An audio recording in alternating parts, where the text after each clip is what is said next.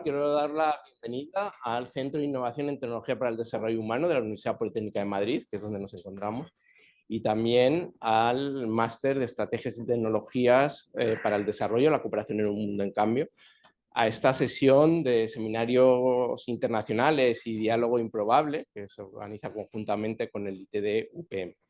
Bueno, yo soy Carlos Gregorio Hernández, soy profesor en la Escuela de Ingeniería Agronómica y secretario del Centro de Innovación en Tecnología para el Desarrollo Humano. Y también os hablo en nombre de su director, de Carlos Matáez, que hoy, bueno, pues por razones de agenda no ha podido estar aquí en este evento, que lo vamos a grabar. Ya os digo, los micros es para la grabación online, no para la sala, que no es necesario. Y creemos que, bueno, pues este seminario es muy trascendente, ya que se está organizando la cuarta Conferencia Internacional para la Financiación del Desarrollo, que va a tener lugar en Sevilla entre junio y julio de este año. Y tenemos la ocasión de contar aquí con la presencia de Marcos Neto, que es subsecretario de la Organización de las Naciones Unidas y dirige los programas de financiación para el desarrollo del PNUD. Él, bueno, tiene una larga trayectoria en temas del desarrollo y yo creo que tenemos una gran oportunidad de que hoy en su apretada agenda nos dedique un tiempo. Y para este diálogo, esta conversación, contamos también con el profesor José Antonio Alonso, que yo creo que es de todos conocido, catedrático de Economía, es profesor de este máster y, bueno, pues una de las personas que también trabaja en los temas de desarrollo.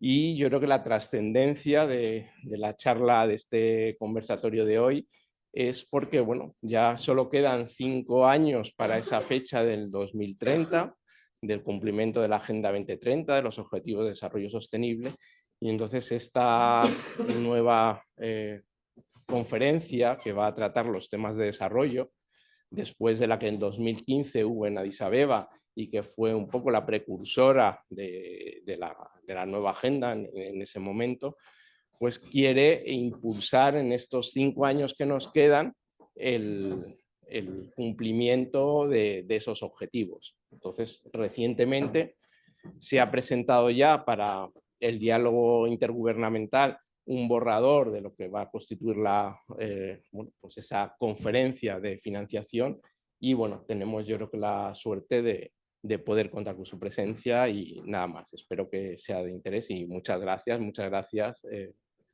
Neto, por estar aquí y nada más. Sí, muchísimas gracias, Marcos, por abrirnos espacio y compartir tu visión acerca del momento actual, ¿no? Hay ese refrán del bebé que viene con el pan debajo del brazo. Tú no vienes con el pan debajo del brazo, vienes con el documento cero debajo del brazo, porque realmente el documento cero para la negociación se hizo público el viernes hora de Nueva York y el sábado por la mañana hora española. Es decir, que hay un documento calentito donde se dice cuál es el punto de partida del proceso de negociación intergubernamental. Y yo lo primero que querría tener de tu visión, con la experiencia que tienes y con el lugar donde estás, que puedes ver el conjunto del sistema, ¿qué es lo que esperas que aporte esta conferencia, ¿no? Si hacemos balance, tuvimos una primera conferencia en Monterrey muy vinculada a la Agenda de Desarrollos del Milenio, que tuvo una gran aportación porque fue la primera que trasladó estos temas a Naciones Unidas, que antes estaban reservados a las organizaciones, a las instituciones de Bretton Woods, ¿no? Al Banco Mundial, etc. Y además asentó una visión comprensiva de todos los elementos de cooperación. Y esa visión holística, ¿no? De la financiación del desarrollo, perdón, dije cooperación, no, de financiación del desarrollo, se ha mantenido hasta ahora, ¿no? Y eso fue una gran aportación. Después hubo la conferencia de Doha, que yo creo que pasó un poco desapercibida, en parte porque el mundo estaba abocado a los inicios de una crisis financiera importantísima. Hay que recordar que fue en el 2008, ¿no? Final del 2008.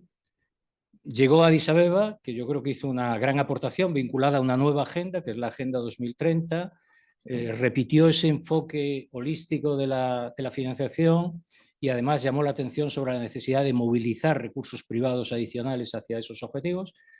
Y ahora estamos ante esta cuarta conferencia, a 5 años, como decía antes Carlos, de cerrarse el horizonte de la Agenda 2030, fuera de la ruta para llegar a los objetivos que nos proponíamos y en un entorno internacional que quizá no es el más adecuado para vamos a decirlo sutilmente, para no meternos en demasiadas profundidades del tema, pero que no, quizá no sea el más adecuado. Entonces, ¿qué es lo que tú crees que puede aportar en estos momentos? ¿Cuál va a ser la singularidad? ¿Por qué va a ser conocida la cuarta conferencia cuando se hable de ella pasados unos años? Muchas gracias. Buenos días, un placer estar aquí. Quizás antes solo les contaré un poco. Mi nombre es Marco Neto. Yo soy brasileño. Vengo del sur global. Tengo una carrera de más de 30 años entre ONGs y Naciones Unidas. Y a mí me encanta poder platicar con ustedes. Ojalá podamos rápidamente hablar y darle a ustedes las palabras. Será un gusto responder preguntas y cualquier cosa. Mira, si uno para pensar de una manera ideal, ¿no? O sea, sacando un poco la realidad geopolítica por unos minutos, ¿no? Yo diría que la cuarta conferencia de financiamiento para el desarrollo, y de mi manera, tenía 3 o 4 puntos claves. De una cierta manera, estos puntos están en el borrador cero que salió el viernes. Uno, no volver a dar el protagonismo al financiamiento de desarrollo a los países, ¿no? Que sean los países los que decidan no son sus prioridades de políticas públicas, pero sus estrategias de financiamiento de esas políticas públicas, ¿no? Que ellos puedan decidir a nivel doméstico, público-privado e internacional, público-privado, qué tipo de recursos van a alocar, cómo lo van a alocar de sus elementos, fiscalía, ¿no? y sector privado y políticas públicas. O sea, que salgamos de Sevilla con la reafirmación de que en el siglo XXI ya no cabe el colonialismo sobre cómo se financia el desarrollo. Pero eso viene con responsabilidades de que los países del Globo Sur tienen que también entender su rol domésticamente en políticas públicas. Entonces, un país no puede pensar que va a financiar su desarrollo en el siglo XXI, no con un 8% de impuesto bajo el PIB. O sea, ningún país es sostenible así. Entonces, esto no es solo una cuestión del protagonismo estudio, pero la responsabilidad también es tuya. Con la solidaridad, el segundo punto, mundial, ¿no?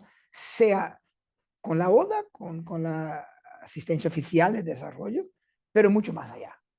Porque la verdad es, el gap de financiamiento, la brecha de financiamiento de los ODS va por depende del número, pongamos ahí unos 4.2 trillones de dólares. Uno te va a decir, pero es mucha plata. ¿Dónde está esta plata? La pregunta que le hago ¿es mucha plata?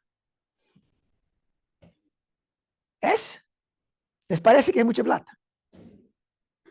Bueno, la economía mundial, en todo su grandeza, son 463 trillones de dólares. Estamos hablando de un 1% de la economía mundial para financiar los 17 objetivos de desarrollo sostenible. Eliminar la pobreza, acabar con la hambre, equidad de género, trabajo, disminuir desigualdad, clima, 1%. Tercer punto que es importante. ¿Quién tiene ese 1%? No es el poder público, es el sector privado. Entonces Sevilla podría ser la principal y la única, y el momento de que hagamos un cambio fundamental, porque yo pienso que teníamos, y nadie sabía hace 10 años, teníamos una idea de que el papel del sector privado era importante. Pero hoy sabemos que sin el sector privado no pasa, ¿no? Pero también sabemos que el sector privado le gusta mucho decir que hace, pero no hace. Le gusta mucho los greenwashing, los blue washing, el color de washing que lo quiera poner, ¿no? Y el sector privado al final busca la ganancia, ¿no? Entonces, ¿cómo reconciliar estos elementos? Me parece que Sevilla podría ser un momento fundamental, trascendental hacia el futuro. Después hay dos elementos de la agenda que me parecen muy importantes, pero muy difíciles. Uno, la cuestión de la fiscalía global, la conversa que se empezó hace muchos años y que se caminó bastante y se hizo bastante progreso sobre un acuerdo mundial sobre impuestos, ¿no? Tenemos ahí un proceso largo que ha empezado con la OECD, que fue aprobado por el G20 en 21 con Italia, el famoso Pila 1 y Pila 2, y más recientemente empezó a ser un proceso de una convención sobre impuestos en Naciones Unidas. Y el último, la cuestión de la deuda. Porque ahí yo regreso el primero, el protagonismo de los países. Pero ¿cómo puede ser protagonistas cuando hoy tenéis países que mandan en pago de la deuda externas todos los años fuera de su país, más de lo que le gastan por año en educación, salud, ¿no? Y adaptación al clima? Entonces hay un proceso de acachamiento de los presupuestos nacionales en función de una deuda. No, nosotros como el PNUD hemos publicado extensivamente, ¿no?, sobre el monitoreo de la cuestión de la deuda.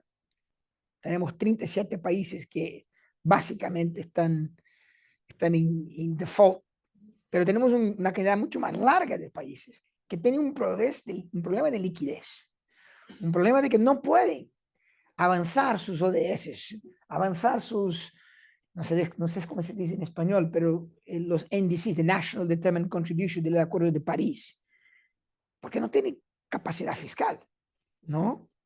Entonces, ¿cómo darle a esto esa capacidad fiscal? Estos dos últimos temas, yo pienso que como la sociedad civil lo ve a Sevilla por ahí, ¿no? Pero son muy difíciles. El tema de la deuda está trabado en el G20, yo trabajo directamente con el G20, está trabado en el G20 desde muchos años, y ayer la nueva administración americana retírase del acuerdo de impuestos de la OECD. Entonces se cae el progreso que llevó 10 años para saber, se acabó, se cayó mañana. Y con eso te lo digo, el pronóstico de una convención de impuestos en Naciones Unidas se pone muy, muy difícil. Pero la conversa va a pasar para Naciones Unidas, porque ahí es una conversa que la Asamblea General no empezó. O sea, el gobierno, ningún gobierno solo tiene como parar el proceso en Naciones Unidas. Lo va a dificultar, pero no tiene cómo parar el proceso. No sé si ayuda a definir un poco lo que está en juego, ¿no?, en Sevilla, pero no es un momento tan propicio para tener una conversación. No estamos en 2015. Seamos honestos, 2015, nosotros no sabíamos en 2015 que estábamos viviendo el último gran, lo que hoy es, hasta hoy es, un gran momento de cooperación internacional, de multilateralismo, ¿no? No sabíamos. Pero si uno mira atrás 10 años, mira, en 2015 lo firmamos la Agenda 23, los ODS, lo firmamos el Acuerdo de París. Nada de eso se firmaría hoy. Ahí voy yo. Éramos felices y no lo sabíamos. Éramos felices y no lo sabíamos. Pero ahí voy yo, el Acuerdo de París, porque otra de las firmas en el día de ayer, ayer, sí, por parte de la administración del nuevo presidente norteamericano, Trump, es la retirada también del Acuerdo de París. Es decir, y uno de los grandes desafíos, digamos, que incorporaba también de una manera muy plena esta agenda 2030 y particularmente podía integrarlo la agenda que se acordase en Sevilla, tenía que ver con cómo avanzar en la financiación climática, donde algo se ha avanzado, pero todavía queda mucho por recorrer. Y ahora de nuevo está en riesgo. ¿Cómo ves tú eso? Porque Mira, yo diría, perdón, Marcos, una cosa, porque son todos jóvenes, y yo creo que si hay un tema que tiene tracción entre los jóvenes en estos momentos es justamente el tema ambiental, de la sostenibilidad, el cambio climático, moverse por conseguir logros en eso. Y yo creo que sería muy bueno que la conferencia les diese respuestas a esas inquietudes que son totalmente fundadas, ¿no?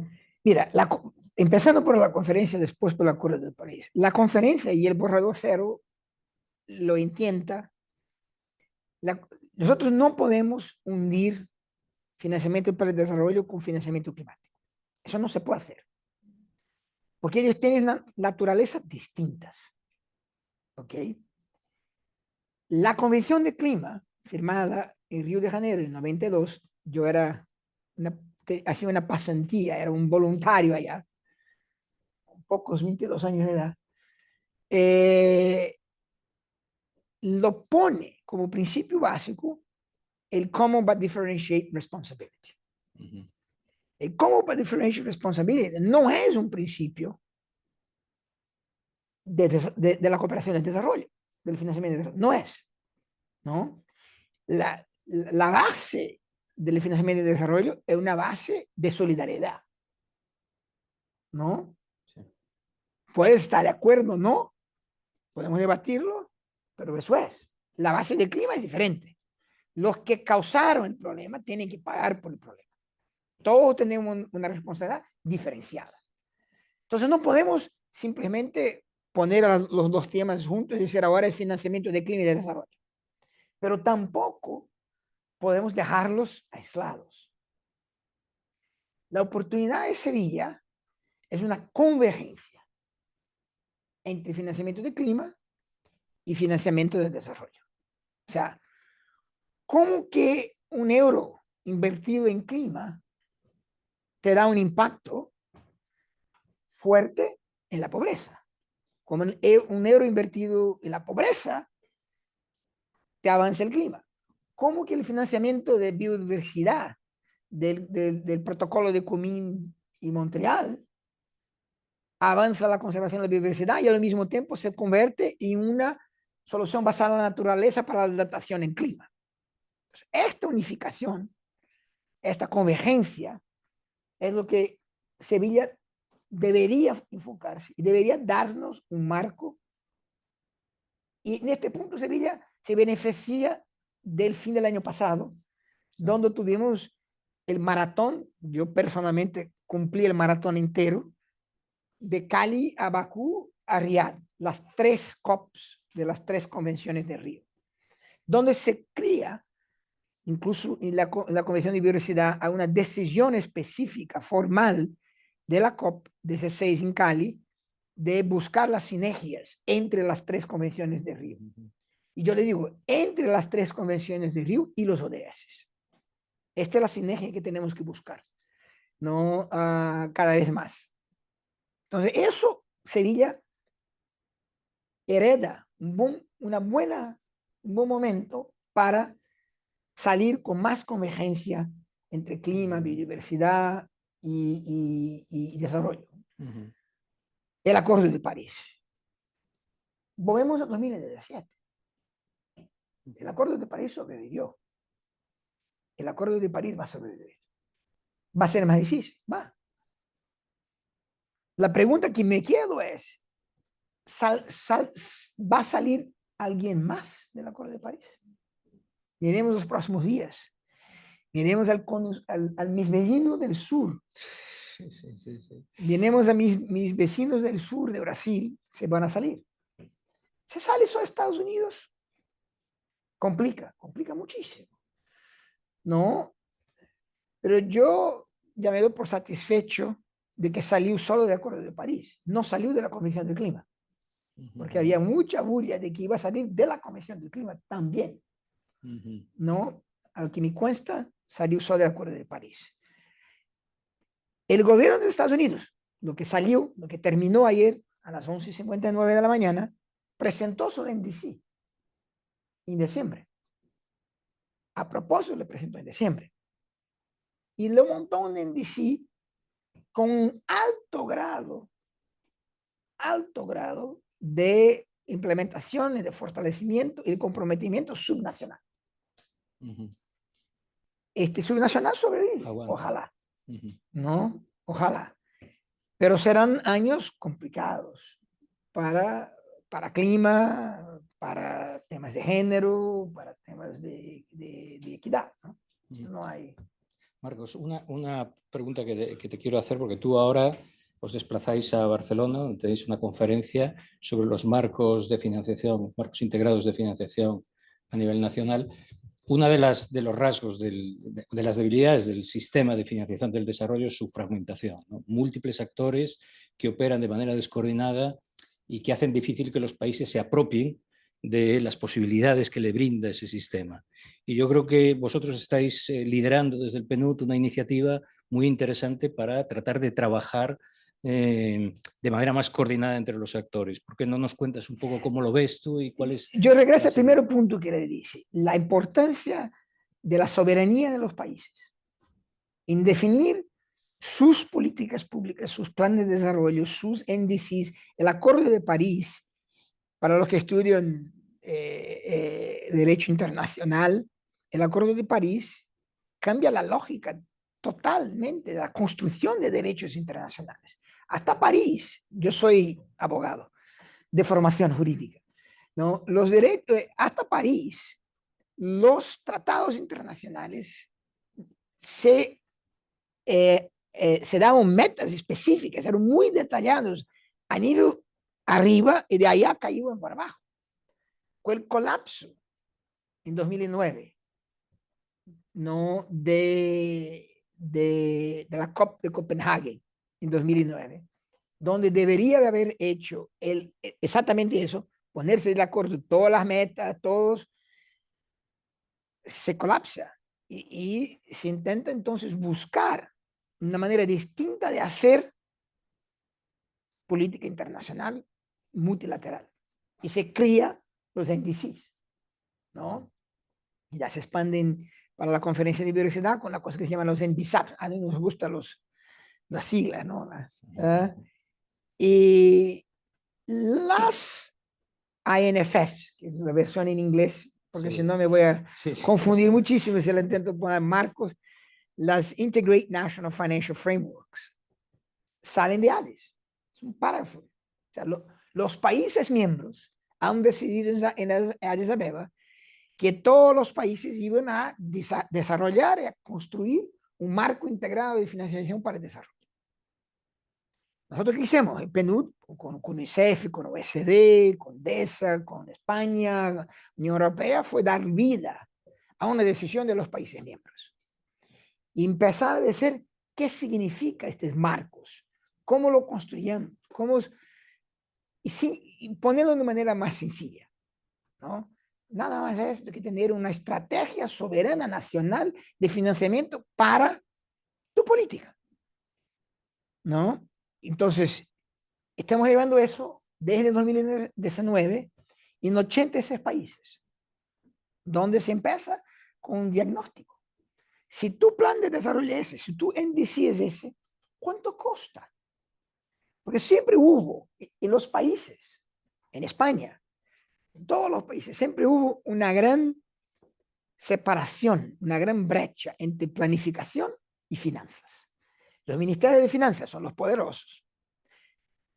No hacen planificación, lo que hacen es presupuesto. Los ministerios de planificación hacen la planificación de 5 años, los planes de medio plazo, de largo plazo, pero no tienen plata. Las ANFS lo que hacen es poner un hilo entre planificación y finanzas. Eso es. Pero entender la economía política de los países histórica y decir, pero ¿quién lidera las ANFFs?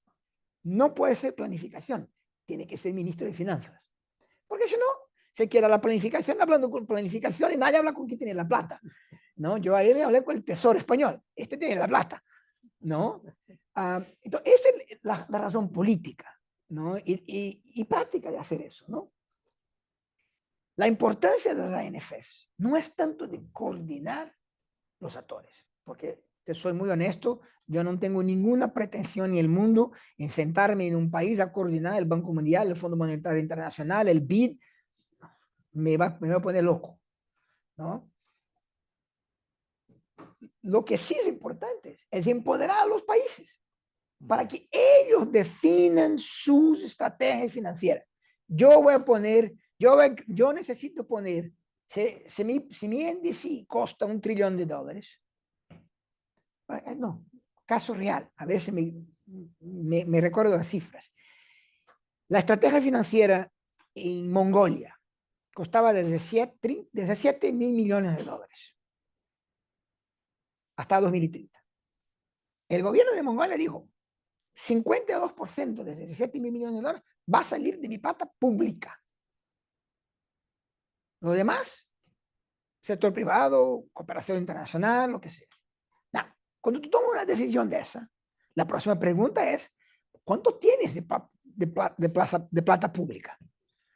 Bueno, no tengo 52% de eso. No tienes. Bueno, ¿de dónde va a salir? Impuestos. ¿Cuánto es tu carga tributaria?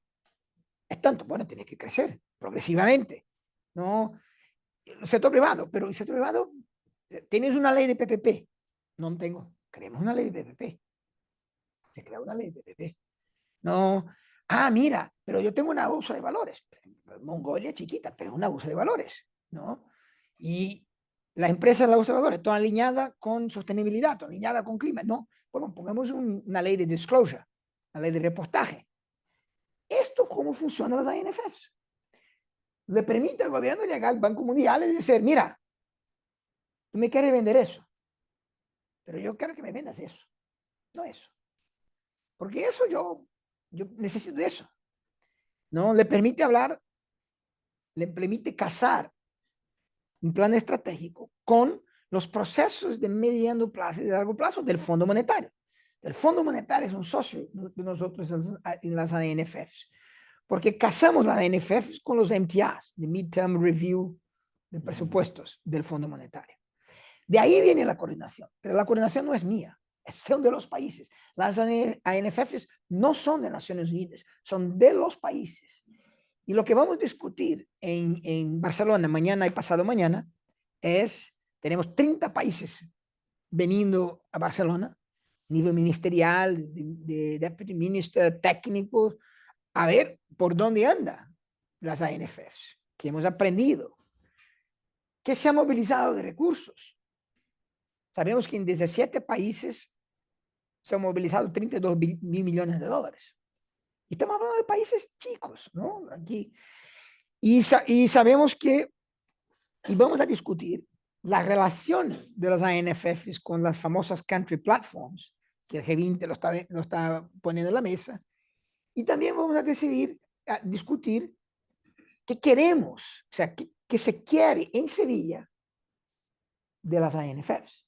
Las ANFFs están muy bien representadas, muy justamente representadas, ni más ni menos, lo que son, lo que pueden hacer en el borrador cero, pero la idea es, saliendo de Sevilla, ¿cómo le damos más pilas a eso? ¿No? ¿Cómo le empoderamos más a los países para que puedan montar sus estrategias financieras para clima, para desarrollo, integradas, lo que sea? Uno de los leyendo los documentos, una de las atenciones, de los focos, y además es lógico, en estos últimos tiempos han ido hacia la banca multilateral de desarrollo, ¿no? Como gran actor de financiación del conjunto de la agenda, no solo por lo que los recursos que puedan directamente mover, sino por lo que atrae, arrastra y cataliza, ¿no? En este campo. Y además se le otorga a estos bancos un papel crucial justamente en esa movilización de recursos privados que todavía no se ha logrado, ¿no? No. ¿Cómo ves tú esto y qué esperas? Yo creo que el documento cero dedica una buena sección a la reforma de la banca multilateral, que por otra parte viene ya de atrás, es decir, no es empezarla ahora, viene ya tomando medidas en este campo, pero ¿cuál es tu opinión sobre este proceso? Mira, y la relación con Naciones Unidas, ¿no? sí, Porque también este proceso le empieza en el G20, en 2021, con la presidencia italiana del G20. Se comisiona un grupo de expertos para mirar a el papel de la banca de desarrollo multilateral. Y esto entonces se convierte en lo que se llama the Capital Adequacy Framework, que es aprobado por el G20 en la presidencia de Indonesia, ¿no? Y después el G20 remete, porque el G20 no ejerce la gobernanza de las bancas, ¿no? El G20 entonces manda a la gobernanza del Banco Mundial, del BID, del Banco de Desarrollo Africano, Asiático. Digo, mira, ¿cómo ustedes van a responder a eso, a las recomendaciones? No, la primera fase de esas recomendaciones fue una fase toda de que casi ya se terminó. Fue crear un poco de espacio en los balance sheets, ¿no?, de las bancas multilaterales, haciendo jugadas de contabilidad, ¿no? O sea, sin plata nueva. Y ahí se apareció algunos 100.000 millones de dólares extra para los próximos 10 años. No es gran cosa, 10 millones por año no es gran cosa, ¿no? Y también entró toda una cuestión de priorización de los bancos a la llamada agenda de bienes públicos, clima, pandemia, ¿no? El Banco Mundial cambió su visión y su misión para combatir la pobreza dentro del espacio que nos permite las planetario, medio ambiente, a ver si se sigue, ¿no? Y después los bancos regionales también hicieron este papel de mirar a sus balance sheets y no encontrar plata, ¿no?, que no estaba siendo usada en los fines principales, ¿no? Bienvenido. Cualquier plata, bienvenido. Pero, seamos honestos. Ustedes saben, si yo sumo los balance sheets de toda la banca multilateral de desarrollo, ¿cuánto es? Toda. Dame una idea. Banco Mundial, BID, Banco de Desarrollo Africano, Asiático, Islámico, se junta todo balance sheet. ¿Cuánto ustedes piensan que tenemos de plata ya? Dale, estoy dando uno. ¿Ah? Dime un número. 500.000 millones de dólares. Nosotros no tenemos $1 trillón entre toda la banca mundial. Y pasamos horas hablando de ellos, ¿no? Días, meses, millones de inversiones a reformar una banca de 500.000 millones de dólares. O sea, el papel de ellos es el catalítico. Pero para que sean de verdad el catalítico, tiene que cambiar la manera de trabajar. Tiene que cambiar el instrumento financiero que usan, ¿no?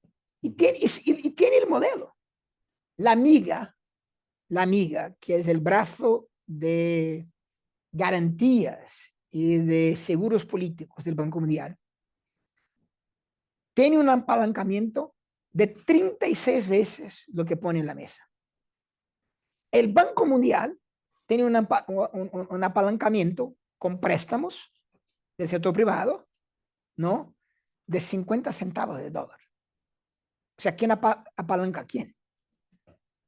¿No? El sector privado apalanca el banco. no el banco apalanca el sector privado.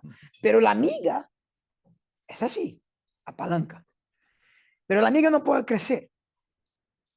No puede crecer mucho. ¿Por qué?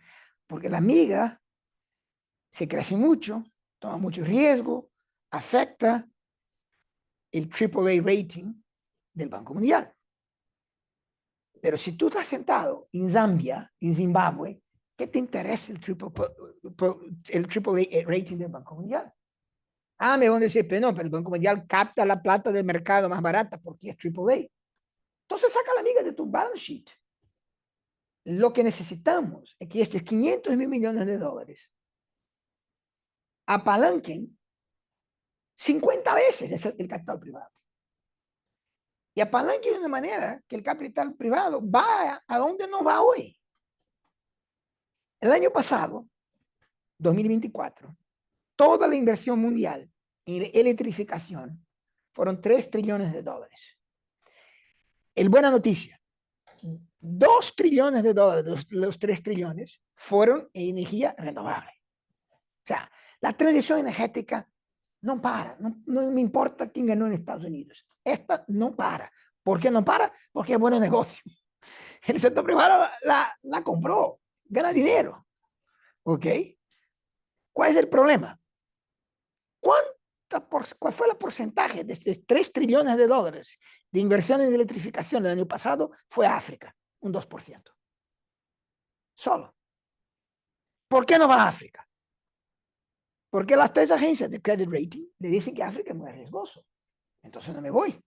Ahí entran los instrumentos de garantía, de seguro político. Ahí debería entrar la banca multilateral. A bajar el riesgo soberano de África, de Paraguay, ¿no? De Camboya, porque ahí entra el sector privado. Con la excepción de los países de más bajo desarrollo, los países que están saliendo de una guerra, y ahí le digo una opinión mía, no del PNUD, el mundo no necesita de un préstamo más del Banco Mundial o del BID. El mundo lo que necesita es que se convierta en la más grande garantía para que el sector privado entre.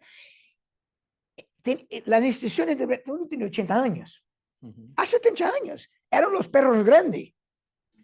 Hoy son un chihuahua comparado con la plata privada.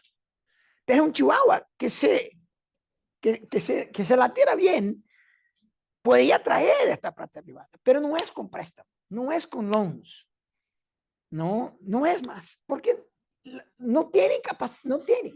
Ay, tenemos que dar al Banco Mundial una inyección de capital privado, capital nueva. Dale, yo estoy de acuerdo. Naciones Unidas ha pedido a los países miembros, den plata al Banco Mundial, den plata al BID.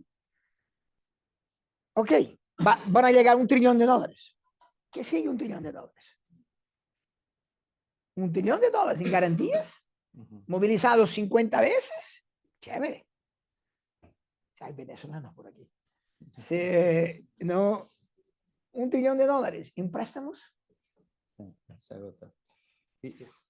Voy a hacer la última pregunta porque quiero que ellos te pregunten y ellas te pregunten. Has insistido mucho en la necesidad de reafirmarse en la soberanía de los países, ¿no?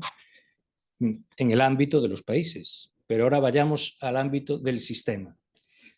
¿Cómo hacemos que el sistema realmente represente la estructura de voz del conjunto del sistema internacional? Porque la queja hay de los países en desarrollo que no se sienten representados en buena parte de estas organizaciones. Fundamentalmente estoy pensando más en los bancos tipo Banco Mundial, Fondo Monetario Internacional, etcétera, en donde su presencia es limitada. Es decir, ¿cómo hacemos la reforma de la gobernanza del conjunto del sistema para que de alguna manera sea más inclusivo y sea más representativo de lo que es la realidad internacional en estos momentos? Esto es parte de la discusión, es parte de muchos años, la reforma de las cuotas del Fondo Monetario Internacional, que se terminó una versión ahora, la reforma de darle más una silla a África, el Fondo Monetario Internacional, que se logró, darle más una silla en el Banco Mundial, no, pero fundamentalmente un sistema Y ahí pues soy muy justo. No es solo la institución de Bretton Woods que tiene que cambiar la No, gobernanza. no. Las Naciones Unidas tienen que cambiar la gobernanza. Cuando Brasil, la presidencia del G20 el año pasado, pone el tema de la gobernanza, insiste en poner el tema del Consejo de Seguridad. Insiste en poner, o sea, toda la gobernanza. Fue creada por quien ganó la Segunda Guerra Mundial. Y el mundo cambió. Pero cuidado, porque hay fuerzas en el mundo hoy que le gustaría muchísimo acabar con todo, ¿no? Entonces, empujar por un cambio de la gobernanza internacional, sea la económica, sea la política, es fundamental. Y los países del sur global ya llega, ¿no? Te doy un ejemplo de una revuelta, ¿no? Así por decirse, ¿no? Fue la cuestión de los impuestos, ¿no? Sí. Hace 20 años, 15 años se negocia impuestos en la OECD, pero la OECD los clubes de los ricos.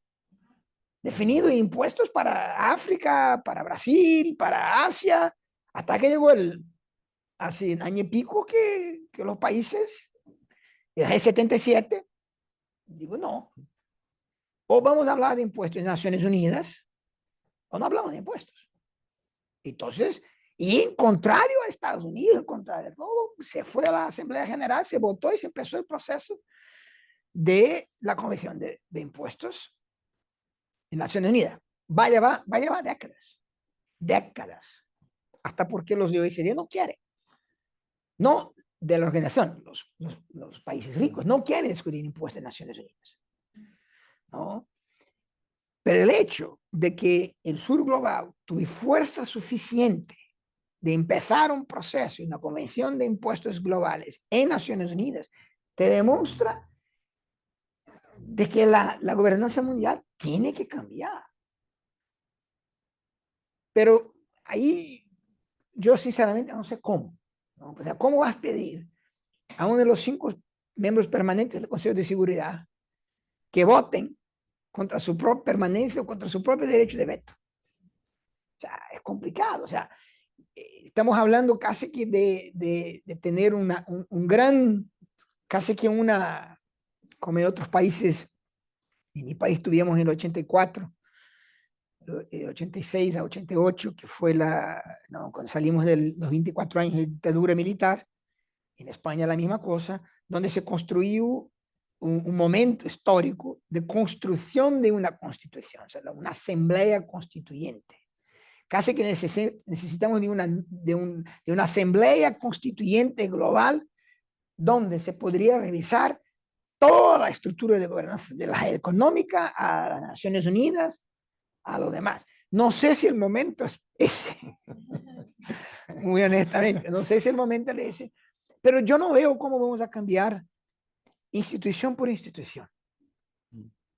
No hay voluntad política. El hecho de que surjan, digamos, focos alternativos, los BRICS, por ejemplo, claro, es un estímulo a que Naciones Unidas y los organismos cambien, ¿no? Porque de lo contrario el sistema multilateral se va a fragmentar precisamente por no haber dado respuesta a la nueva estructura de voz y de poder. Y lo mismo lo pasa a la parte económica.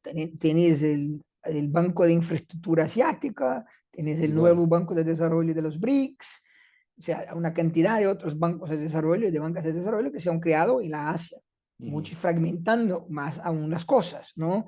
Tenemos una cantidad de fragmentación de fondos verticales, sean del Gavi, el Fondo de Tuberculosis, SIDA, el Fondo de los Verdes, el GCF, el Adaptation Fund, el JEF. Sí, la proliferación de estos fondos, ¿no? En la parte económica. La única cosa que te pido que no me digas que es Naciones Unidas que tiene que cambiar. Naciones Unidas no tiene el poder de cambiarse. Nosotros no cambiamos. Podemos cambiar la burocracia, podemos cambiar la efectividad y la eficiencia, eso sí, y debemos cambiarlas. ¿Ok? El PNUD, por ejemplo, hace 10 años, solo mandaba a desarrollo directo en los países 88 centavos de cada dólar que recibía. Hoy lo mandan 92. Entonces hemos hecho nuestra tarea de la casa, de eficiencia y de eficacia. Y funcionamos con una organización de 5.000 millones de dólares por año, con 92 centavos de dólar que va al campo, ¿no? Mientras eran 88. Pero los cambios que está hablando no, son los Estados miembros que tienen que hacer. O sea, nosotros, Naciones Unidas no hace nada con Siria, no hace nada con Gaza. No es Naciones Unidas. Son los Estados miembros que no dejan o que dejan que se hagan las cosas, ¿no? Para ustedes jóvenes, y que, no, yo tengo un hijo de 20 años y una hija de 6 años, que digo, mira, ¿para qué sirve ustedes en Naciones Unidas? Con lo que está pasando en Gaza, con lo que está pasando, así me lo pregunto, o sea ustedes han que entender que Naciones Unidas son de ustedes, a través de sus gobiernos, ¿no? Nunca se necesitó de Naciones Unidas cuanto se necesita hoy. Y de eso yo estoy convencido. Pero que hay que modernizarla, hay que cambiarla, hay. Pero son ustedes que tienen que entrar en sus capitales, en sus procesos políticos y demandar un cambio en Naciones Unidas. Porque nosotros no somos responsables, no tenemos el mandato de nos autocambiar como mandato político y como elemento no tenemos, pertenece a los miembros, a los países miembros, ¿no? Y somos un reflejo, siempre fuimos un reflejo de la geopolítica. Vamos a hacer 80 años. Naciones Unidas en septiembre hace 80 años. El PNUD hace 60 años.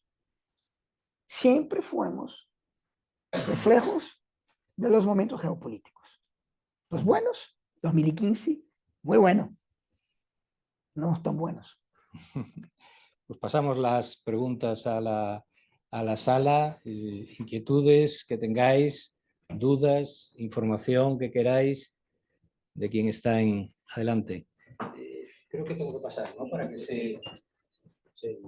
Pero si se puede decir su nombre, qué estudio, de dónde vienen, le agradezco. Muchas gracias, Marco. Muchas gracias por esta participación. Yo soy de Ecuador, pero migré hace mucho tiempo a España. Pero ciertamente siempre... ¿Y tu nombre? Andrea. Y soy politóloga. Siempre tengo esta visión hacia América Latina, en especial hacia mis raíces, porque me considero diáspora y en verdad esto va a una pregunta sobre las nuevas medidas, por ejemplo, de conversión de deuda por naturaleza, que Ecuador recientemente, el año pasado, se convirtió como uno de los países que más canje dio. Pero es una medida que es muy preocupante también, o por lo menos que a mí me tengo muchas dudas sobre cómo se va a gestionar, ya que creo que, o sea, por lo que pude ver, se gestionó primero en Estados Unidos, el canje por deuda, se dio la negociación allí, y aparte de eso se dio a través de la DFC, que es la Corporación Financiera Internacional para el Desarrollo de Estados Unidos, el Banco Interamericano de Desarrollo y el Banco of America, al final, que es una mezcla bastante interesante, sobre todo hablando con ese empoderamiento del sur, que la negociación se haya hecho en el norte. No sé. Yo conozco muy bien, pero quizás más preguntas antes, si no. Hacemos una ronda y así hay más tiempo para...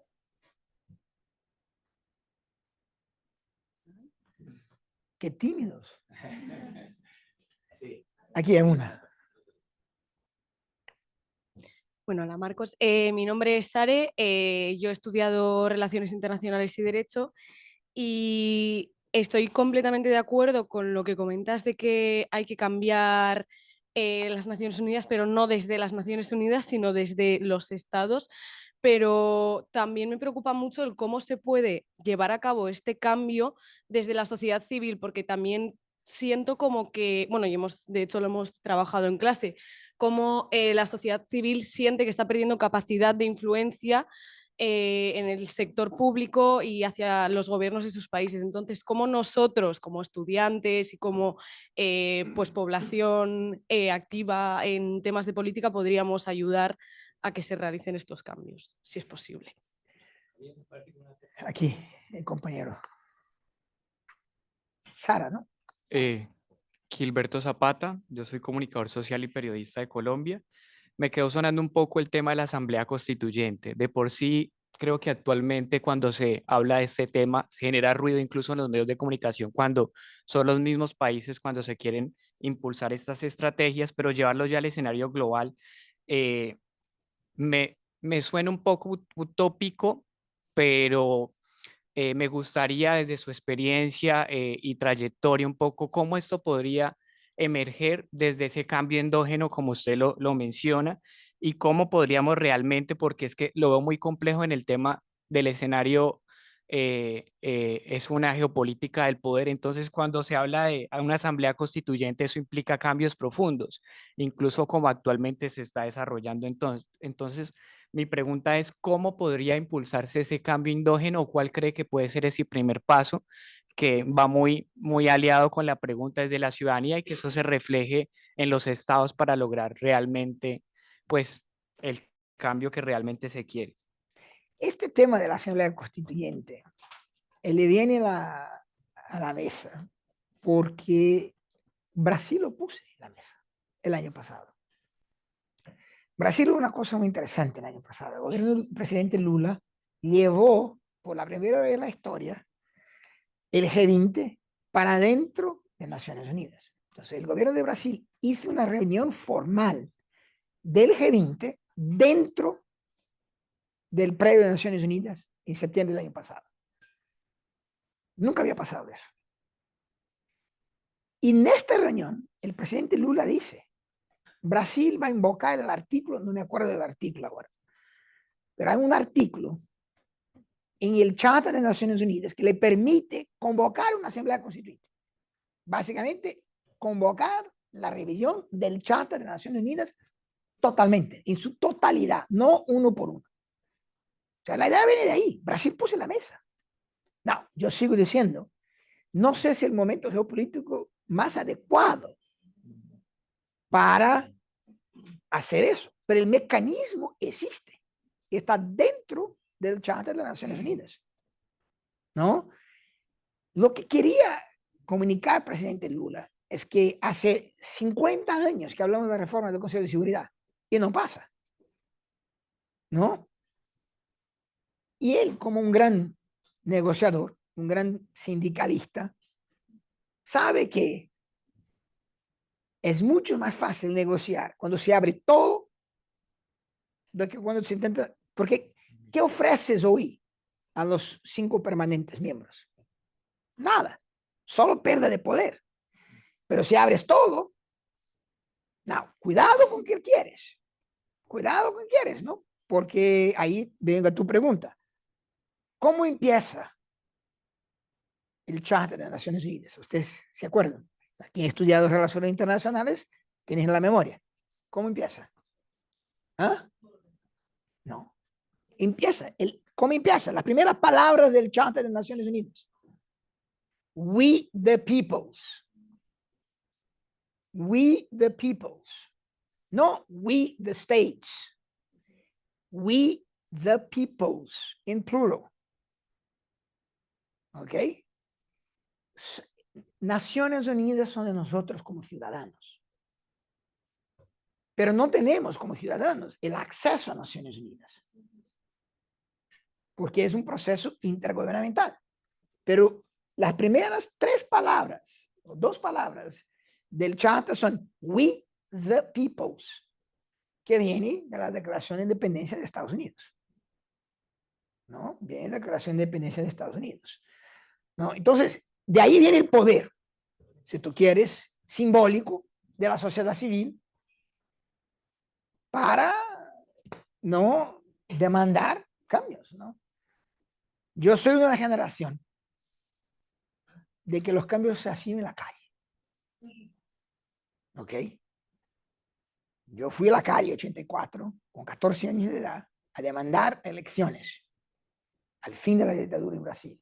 Ya estaba blanda, ya no era una cosa muy dura, pero fui. No, yo no veo a ustedes en la calle.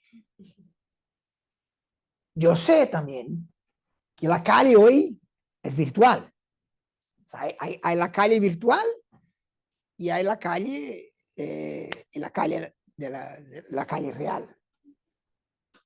Yo me arriesgo a decir que la calle virtual se está cerrando.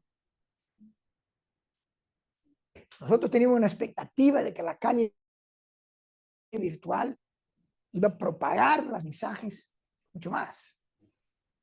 Cuando yo miro la presencia de todo el capo de la industria tecnológica ayer, quizás tenemos que regresar a la calle real. Quizás tenemos que volver a las calles,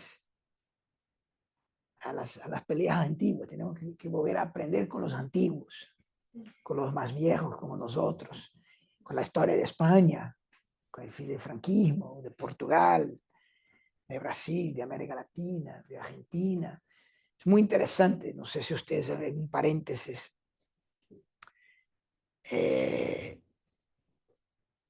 Una gran bulla, ¿no? La primera brasileña, la primera actriz brasileña en la historia, ganar un premio internacional de estos grandes, Oscar, Golden Globe, no sé qué, ganó ahora este año. Una señora que se llama Fernanda Torres. Ganó, por la primera vez en la historia. Yo pienso que la primera vez en la historia de alguien de América del Sur que gana el Golden Globe y está muy bien cotada a ganar el Oscar por una película sobre la dictadura, ¿no? Una película sobre la dictadura que en portugués se llama Eu ainda estou aquí, yo sigo aquí. Es la historia de una mujer casada con un diputado que es torturado, muerto, jugado de un... Hasta hoy nunca se encontró el cuerpo. El libro escrito por su hijo, Marcelo. Y esta película, así como la película de Argentina de hace unos años, 1985, que ganó el Oscar, yo pienso, de Argentina. No podemos esquecer, olvidarnos de estos momentos. Y más importante, no podemos olvidar de cómo luchamos contra estos momentos. Y fue la calle. Perdóname, pero salgan del teléfono y van a la calle. Caja de deuda. La estructuración de la caja de deuda tiene que ser hecha por los bancos del norte. El DFC entró con la garantía junto con el PIB, porque si no nadie lo va a entrar, ¿no? O sea, yo no tengo problema con que la estructuración financiera de la operación se haga a donde está el mercado financiero. Desafortunadamente no tenemos un mercado financiero fuerte en Quito, que puede estructurar y movilizar. Fue la más grande cambio de caja de deuda de la historia, $1 millón, ¿no? Entonces, ahí no veo problema. No veo problema que la estructuración se haga hecha con Bank of America, con DFC, con el BID, porque necesitas de estos operadores para hacer una operación de este tamaño y necesitas de las garantías.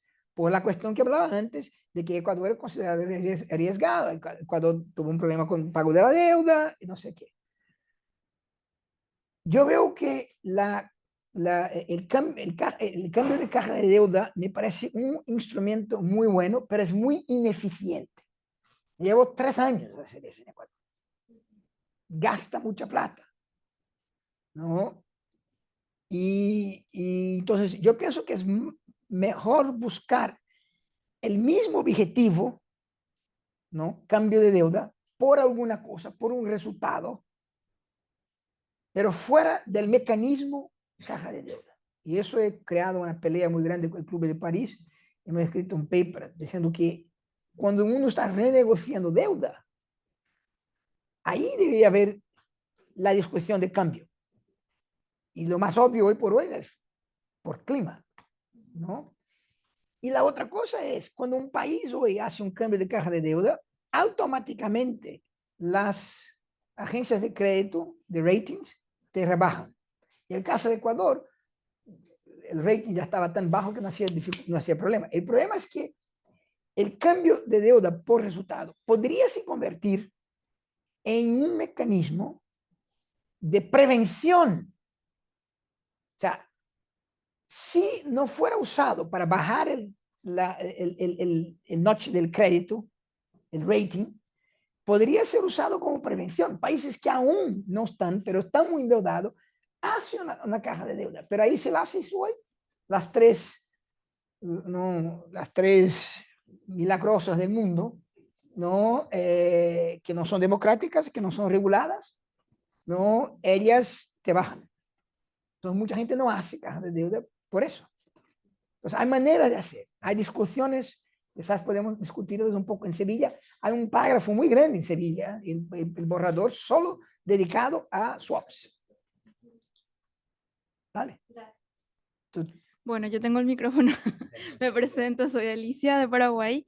Me preguntaba cómo hacemos, mencionabas justamente África, Paraguay, que las inversiones no se dan básicamente en esos, bueno, en el continente de África. Y Yo mencioné mencionaste, Paraguay, no sí, nada sí, sí. específico. Pero como ¿cómo lograr que estas alianzas privadas o estas empresas privadas como inviertan ahí o a través de qué sistemas, cómo hacerlo, cómo se piensa? Mira, el sector privado funciona de una manera extremadamente sencilla. Los instrumentos son complejos, derivativa, no sé qué, pero la base es muy sencilla, ¿no? Retorno, riesgo. Es una ecuación matemática extremadamente, el álgebra, ¿no? ¿Cuánto veo ganar ganancia? ¿Cuál es el tamaño de riesgo? Cuanto mayor riesgo, mayor mi ganancia. Paraguay, o bajas el riesgo o le das una ganancia absurda, ¿no? Por ahí vuelvo a decir, el papel de la banca de desarrollo, sea ella la multilateral, sea la nacional, es bajar el riesgo. El papel del PNUD es bajar el riesgo. Nosotros trabajamos en bajar el riesgo, pero no financiero, porque el riesgo se baja con instrumentos financieros, pero se baja con la buena política pública. Se baja con regulaciones claras, se baja con acceso judiciario claro, se baja con gobernabilidad estable, se baja con reducción de corrupción. Hay toda una agenda que barra riesgo, unos 30% de lo que entra en el cálculo del rating de Moody's, Fitches y S&P son elementos no financieros. Pero ellos no te cuentan qué son que miran.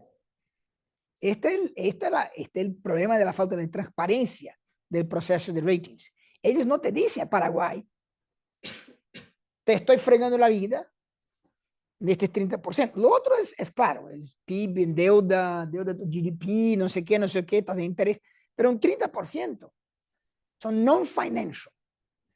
Ahí esa tarea de los países, ahí nos ayudamos mucho, ¿no? Sean de manera general, gobernanza, todo, sea específico. Tenemos toda una herramienta, ¿no? Para hacer el baje de riesgo, el sector de energía renovable. Desde el contrato, desde cómo medir, cobrar, el kilowatt, todo eso. Porque sin eso, no importa. Mismo que te dé una garantía, no vienes, pues no sabes cómo cobrar, quién va a pagar. Y si las favelas de Río de Janeiro no pagan la electricidad, ¿qué pasa? ¿Cómo la cobro? Todo eso está aquí, esta parte no financiera. Pero la ecuación es muy sencilla. ¿Quieres atraer sector privado? Bajas el riesgo o, si no bajas el riesgo, le das 300% de ganancia, que es imposible. ¿Qué tal? Buenas tardes. Mi nombre es Sergio Garay, soy de Lima, Perú. Perú es un país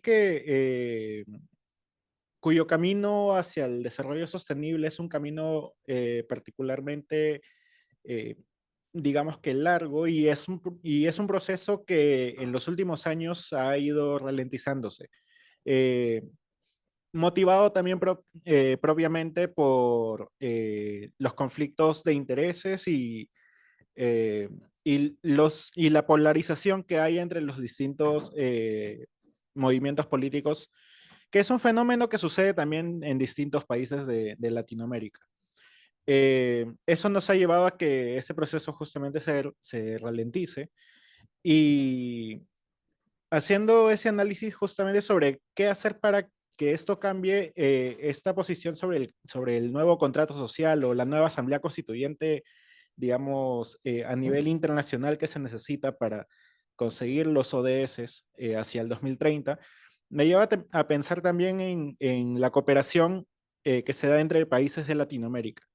Pero también entre países de Latinoamérica hay posiciones distintas y hay polarizaciones en ese sentido, me gustaría conocer sus perspectivas al corto y al mediano plazo, ahora con los cambios que hay en Estados Unidos también, sobre la cooperación sur-sur y triangular. Nosotros llevamos la Oficina de Naciones Unidas de Cooperación Sur-Sur, está dentro del PNUD, ¿no? Y a mí, hoy mismo tuvimos una conversa, hay mucha conversa en el borrador cero de Sevilla sobre cooperación sur-sur y cooperación norte-sur, ¿no? Yo pienso, a nivel global, hay que haber una conversa un poco más inteligente de gobernanza entre los dos tipos de cooperación, ¿no? ¿Por qué existe cooperación sur-sur? Porque el sur no acepta las reglas que son impuestas por el DAC. El DAC es el mecanismo que está dentro de la OECD de los países donantes tradicionales. O sea, que hacen las reglas de lo que es, lo que no es cooperación por sí solo, sin hablar con Perú, o con Ecuador, o con nadie, ¿no? Entonces ahí viene el sur-sur. Estamos en la hora de otro elemento de gobernanza global, de tener una conversa, ¿no? O sea, tú no puedes, solo porque das la plata, definir cómo yo recibo la plata, ¿no? Entonces, este es un elemento. No, la cooperación sur-sur va a seguir. El problema con la cooperación sur-sur, el problema con mucho de eso, es que hay países en desarrollo, llamados en desarrollo, que aún todavía no han asumido su responsabilidad,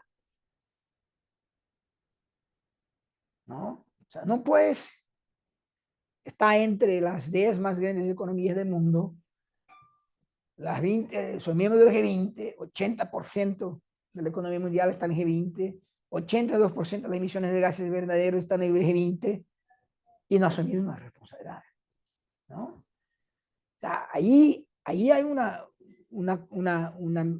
conversa con el espejo, que países en desarrollo, los más grandes, tienen que tener una conversa. O sea, Brasil quiere ser influente en el mundo, pero ¿qué pone de plata y el PNUD?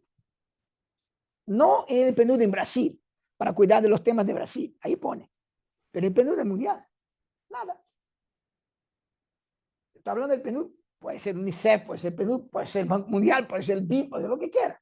O sea, ¿te quieres cambiar las reglas del juego? Mientras no haya una asamblea constituyente, es pay to play. Pay to play. Y no, nadie me va a decir que Brasil no puede poner 10 millones de dólares en el PNUD.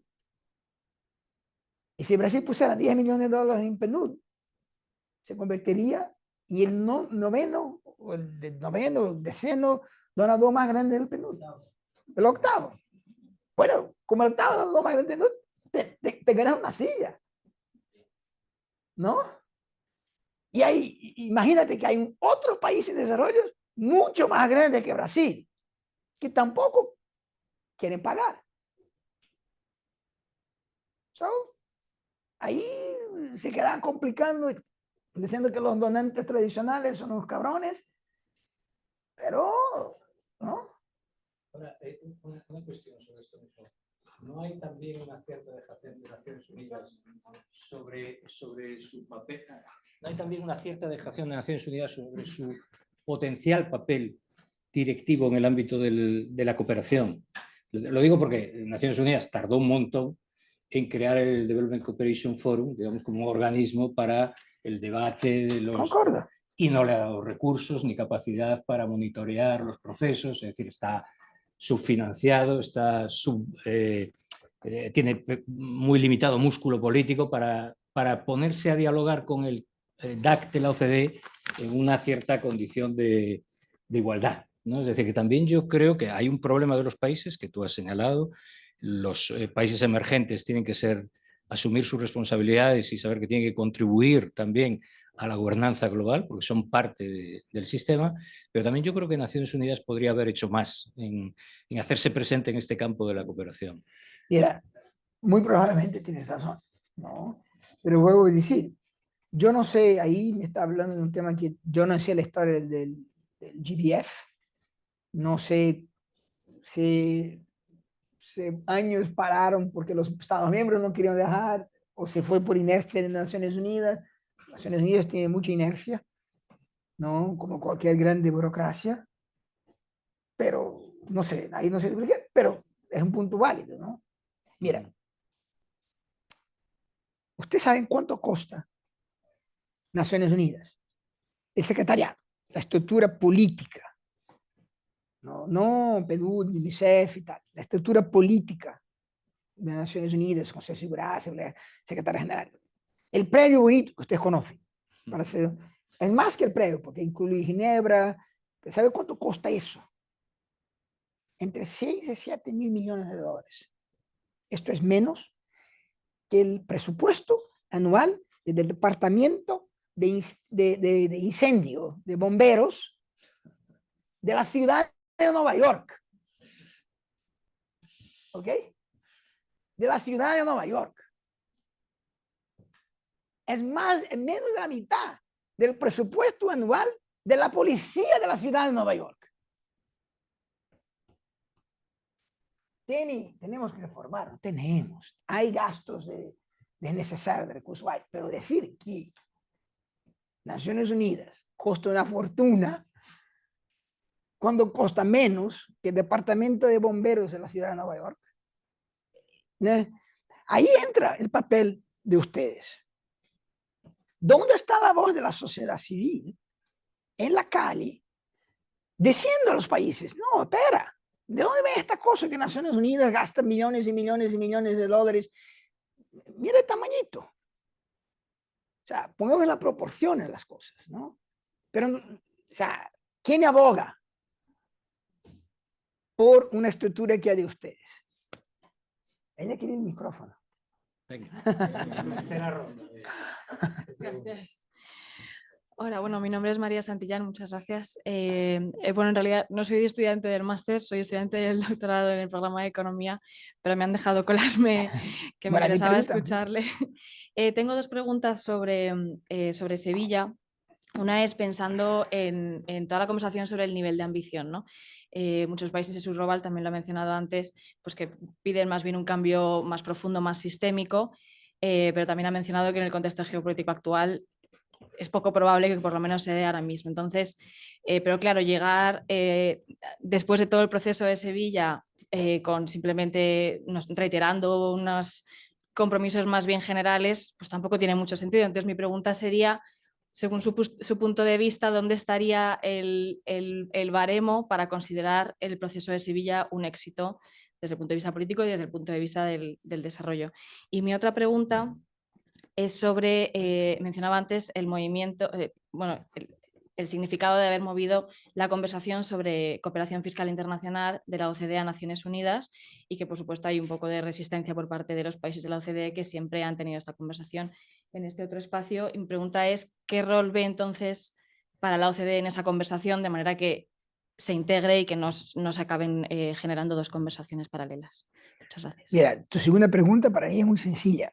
Si la política permite, soy muy honesto, Naciones Unidas no tiene la capacidad técnica para avanzar la discusión en la Convención de Impuestos. O la OECD lo tiene. Traer la capacidad técnica de OECD bajo un proceso político en Naciones Unidas. Funciona. Allá, como digo, si la política permitiera, es como decimos en portugués, oro sobre azul. ¿No? Que la capacidad técnica está instalada en la OECD por 20 años. Es buena gente, la gente, conozco todo, trabajo con ellos, impuestos. Esta capacidad técnica, bajo un proceso político donde todos los países miembros tienen una voz común, funciona. Esta es la solución de tu segunda pregunta. Tu primera pregunta. Yo me remito a Bakú hace algunas semanas, menos de 2 meses. Nosotros estamos en un momento en la historia del multilateralismo y de negociaciones internacionales, donde es muy feo, es muy deprimente de decirle, donde mucho lo que se puede esperar de mejor son acuerdos perder-perder. ¿No? Donde todos pierden. alguna cosa. O sea, el romanticismo de las relaciones internacionales, que buscamos acuerdos, ganar, ganar, no sé qué. Hoy, Sevilla será un éxito si todos pierden alguna cosa. ¿No? Y pasa un acuerdo donde el multilateralismo sobrevive cuando hay fuerzas que quieren acabar con él. El acuerdo de Bakú, $300.000 millones, una ruta imaginaria que nadie sabe, que me pidieron que ayude a poner una cierta claridad a esta ruta que va de Bakú a Belén. Y por final, yo nací en Belén. La COP30 no solo es mi país, es mi ciudad, ¿no? Yo soy nacido en la Amazonía brasileña, ¿no? Y hay una ruta de camino de Bakú a Belén, de donde vamos de $300.000 millones, que no sabemos dónde están los $300.000 millones, para 1.3 trillones. Bueno, yo no sé dónde estoy y voy a llegar a 1.3 trillones en 9 meses. Vamos a ver, ¿no? Pero esta ruta fue creada para que se hubiera un acuerdo. Porque el peor de todos los escenarios, y estuvimos muy, muy, muy cerca. Yo estaba la última semana en Bakú. Muy cerca. Yo salí el viernes a las 3 de la tarde. Estaba hablando con los negociadores de Brasil, de Reino Unido, no sé qué. Y estábamos a punto de tener Copenhague otra vez. ¿Ok? Al final del domingo se extendieron las horas. Usted sabe cómo se extienden las horas en negociaciones multilaterales, ¿sabe? ¿No? Se para el reloj. Literalmente. Literalmente. Toda sala de negociación multilateral tiene que tener un reloj. ¿Ok? No importa más si tenéis teléfonos, todo tiene. Este reloj determina todo. Entonces, cuando se decide en Bakú, en Cali, que necesitamos más tiempo, alguien tiene que subir una escalera, sacar el reloj, pararlo, volver a ponerlo. 5 minutos antes de la medianoche.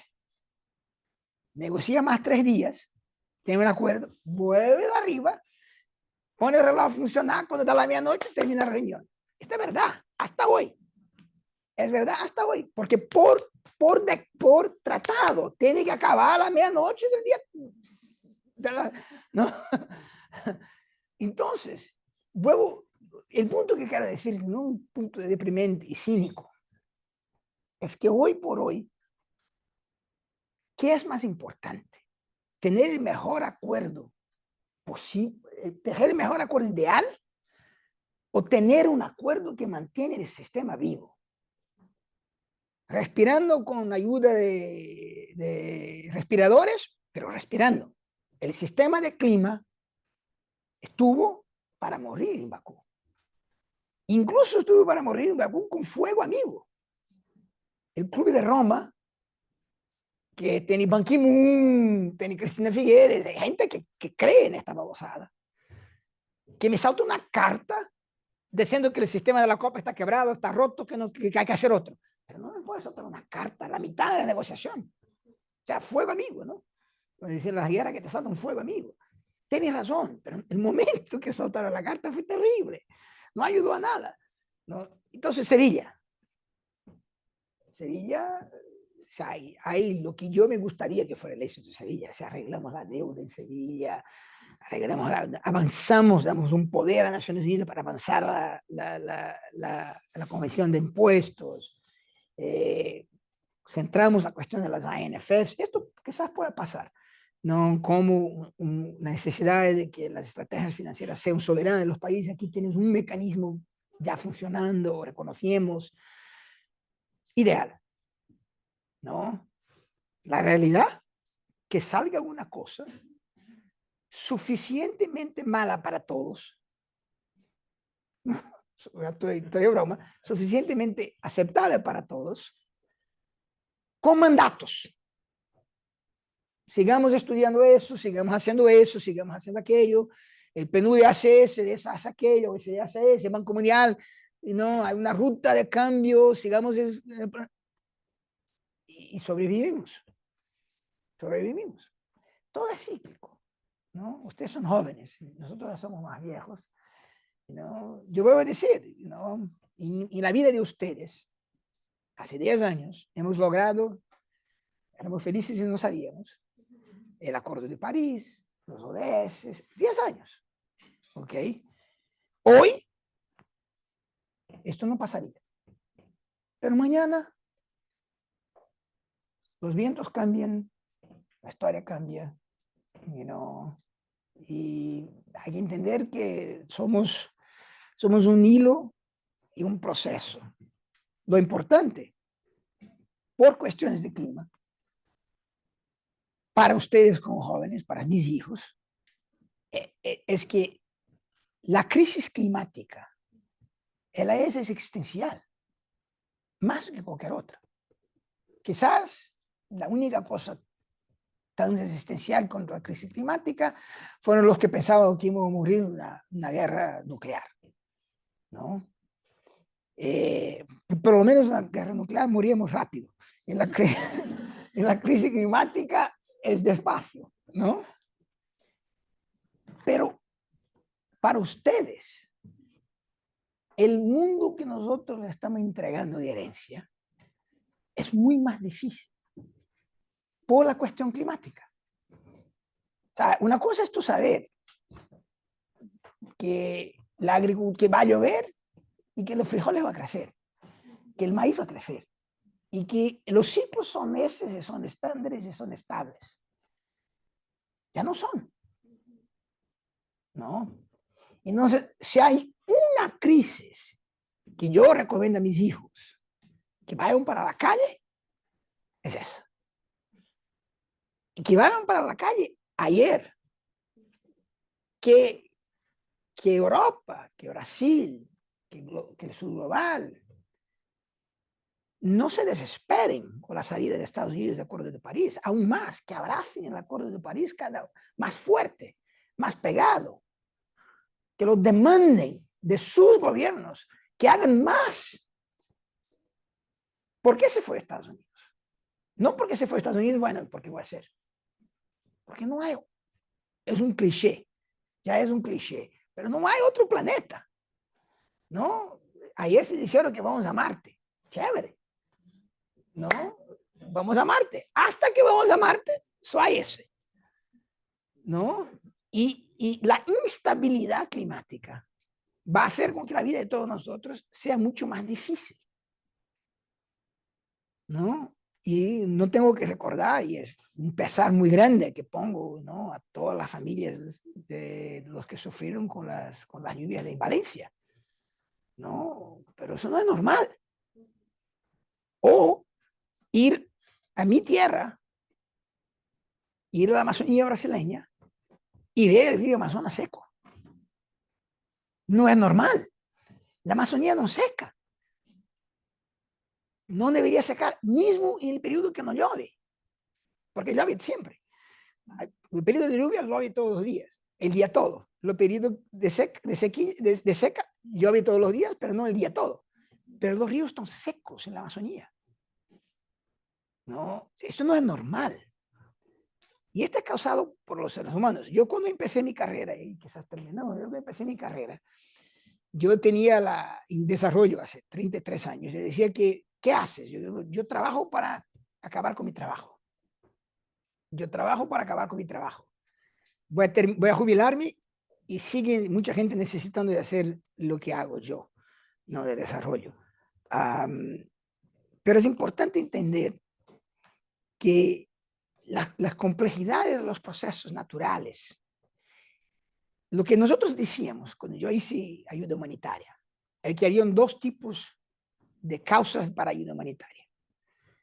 Causas humanas, guerras, y causas naturales. Yo cuestiono si aún podemos decir que una lluvia como la de Valencia o una sequía como de la Amazonía es una causa natural. Ya es una causa humana, tanto cuanto una guerra. La última. Rapidito, solo para hacer como desde todo lo que he dicho porque muchas ideas.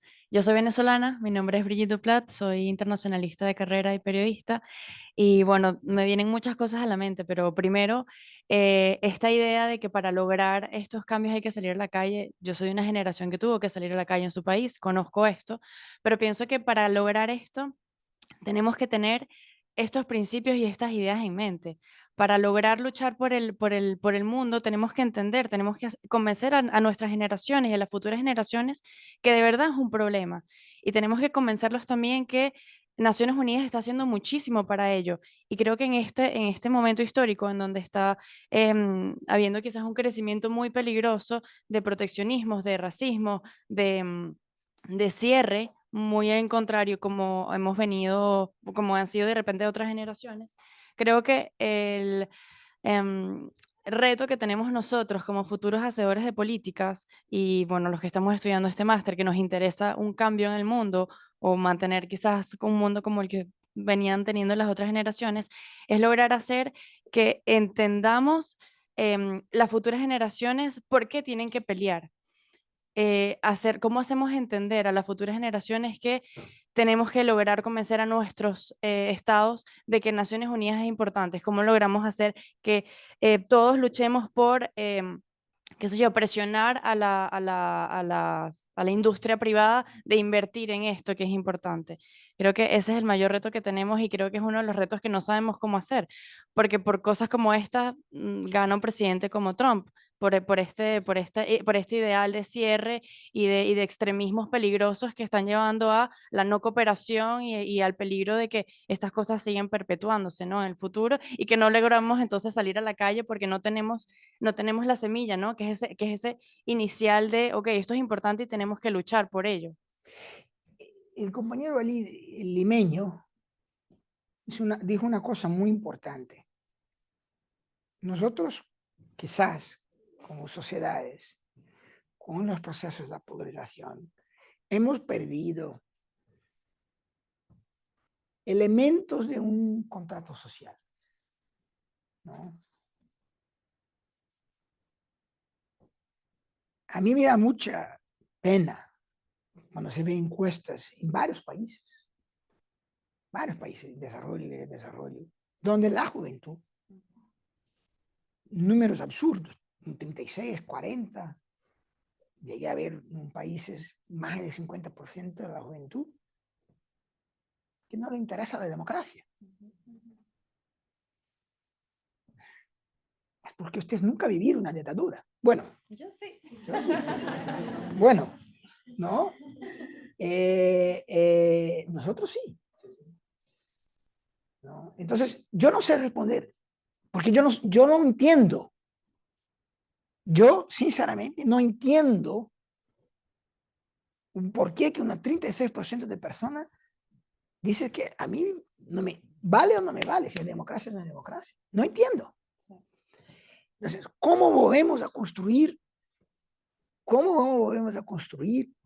un elemento de políticas de Estado, no de políticas de gobierno? ¿No? En Brasil, cuando salimos de la dictadura, entramos en la hiperinflación, que ya existía en la dictadura. Cuando en principios de los años 90, se controló la inflación, yo diría que hoy es la única política de Estado que existe en Brasil. Es no dejar que la inflación regrese, sea a la derecha o sea a la izquierda. No dejamos que la inflación regrese. Pero en el pasado, principalmente en los países occidentales, Estados Unidos y otros, existía una cantidad de convergencias de políticas de Estado. Y las sociedades han perdido eso, ¿no? Quizás, para terminar, no quería terminar deprimente, pero vivimos en un momento. Yo crecí con mi abuelo diciendo, tienes derecho a tu opinión, pero no tienes derecho a tus factos. Factos son factos. Hoy no. O sea, ¿cómo convences una generación de clima cuando hay todo un elemento que dice, pero no es un problema. ¿Pero cómo que no es un problema? Si no existe un acuerdo básico de que 2 más 2 es 4, ¿ok? ¿Cómo busco el contrato social? ¿Cómo busco políticas de gobiernos, políticas de Estado y no de gobiernos, si no me logro poner de acuerdo que 2 más 2 son 4? ¿No? Son 4 aquí, son 4 en Washington, son 4 en Zimbabue, son 4 en cualquier lugar del mundo. ¿No? Pero hoy es como en mi primera clase de Derecho. Yo entré a la clase de Derecho Civil por primera vez y el profesor puso 2 más 2 equal question mark. Y la respuesta es lo que quiera tu cliente. Lo que quiera tu cliente dentro de la ley. Lo que quería decir él es que el papel del abogado es interpretar la ley en función del interés de tu cliente. No es que esto va a ser 5 por arriba de la ley, pero un abogado no es lo que lee un código solo, es lo que lee, entiende el lío y hace que 4 sea 5, ¿no? Pero saltando eso, 4 es 4. Y nosotros pedimos la capacidad de la sociedad de decir que 4 es 4, que 2 más 2 son 4. Eso para mí es una inquietud personal muy grande. Porque no sé responder a tu pregunta. Porque parte de eso, dame 3, 4 cosas donde todas las personas o 80% de las personas entienden que 2 más 2 son 4. Ahí tienes un contrato social. Los extremos siempre existirán. No, las conspiraciones siempre existirán. Y siempre van a existir. El problema es que estos extremos han crecido y el centro aburrido. ¿Cuántas veces hemos dicho, no, mira, no hay diferencia del partido de eso con el partido de ese, es toda la misma cosa? Me extraña este momento político donde las diferencias de un centro derecha para un centro izquierda, ¿no? La política alemana, donde CDU, CSU se junta con la SPD, va a poder pasar, ojalá, en febrero, ¿no? O sea, los socialistas con los cristianos demócratas se unen para gobernar el país, bajo un acuerdo básico, que no, es muy preocupante. Bueno, termino deprimiendo. Muchas gracias. Déjame que te dé las gracias en nombre de la Universidad de Complutense y de la Politécnica, donde estamos, en nombre de los alumnos y alumnas y colegas que están acompañándonos.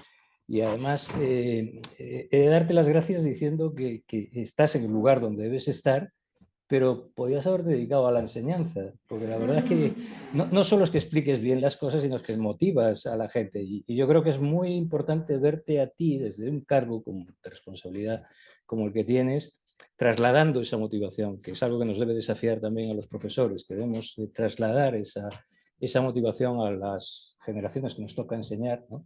Porque realmente necesitamos de esas generaciones para cambiar. Bueno, invítame, dame un cupo de enseñanza. Me voy a dar una clase. Bueno, le damos un gran aplauso por esta magnífica sesión.